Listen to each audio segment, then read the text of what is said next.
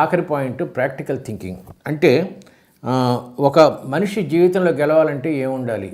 అన్నిటికన్నా ముఖ్యంగా జీవితంలో గెలవాలంటే ఓర్పు ఉండాలి, పేషెన్స్ ఉండాలి. ఏ పని చేసినా ఇప్పుడు ఈ షూటింగ్ ఇప్పుడు నేను చేస్తున్నానంటే దీనికి ముందే 3 days నుంచి ప్రిపేర్ అయ్యి నేను ఒక నోట్స్ లాగా ప్రిపేర్ చేసుకుని మెదడులో పెట్టుకోవాలి. ఓర్పు ఉండాలి. దీనికి ఒక అద్భుతమైన కథ చెప్తా.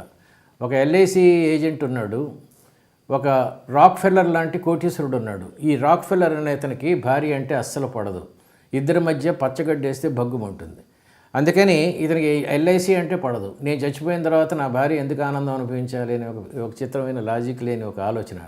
అందుకని సెక్రటరీకి ఏం చెప్పాడంటే ఏ ఏజెంట్ వచ్చినా సరే బయట నుంచి బయటే పంపించు, అసలు లోపలికి రానే వద్దు అని చెప్పాడు. సెక్రటరీ అలాగే ఉంది.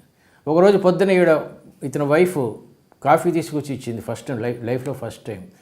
ఇదేంటి నా వైఫ్ కాఫీ తీసుకొచ్చి ఇచ్చింది, మంచి మూడ్లో ఉన్నాడు. అలాగే ఆఫీస్కి వెళ్ళాడు. ఆ రోజు సెక్రటరీ సెలవు పెట్టింది. ఆ స్థానంలో వచ్చిన కొత్త సెక్రటరీకి ఇతను చెప్పిన ఈ కండిషన్ తెలియదు. ఆ రోజు ఒక ఏజెంట్ వచ్చాడు, లోపలికి పంపించింది. అప్పుడు ఏజెంటు అతనితో కేవలం 5 నిమిషాల పాటు మాట్లాడి ఎల్ఐసి అంటే ఏంటో, ఎంత మంచిదో, ఎంత ఉపయోగకరమో అన్నీ చెప్పాడు. దీన్ని కన్విన్స్ అయిన ఈ రాక్ ఫెల్లర్ అనే అతను ఎల్ఐసి ఏజెంట్కి $1 million చెక్కు రాసిస్తూ, నువ్వు చాలా అదృష్టవంతుడివి, ఈరోజు నా వైఫ్ పొద్దున్నే నన్ను చూసి నవ్వి నన్ను మంచి మూడ్లో ఉన్నాను నేను. రెండోది ఏంటంటే నా సెక్రటరీ సెలవు పెట్టబట్టి నువ్వు లోపలికి రాగలిగావు. ఈ రకంగా నువ్వు అదృష్టవంతుడివి.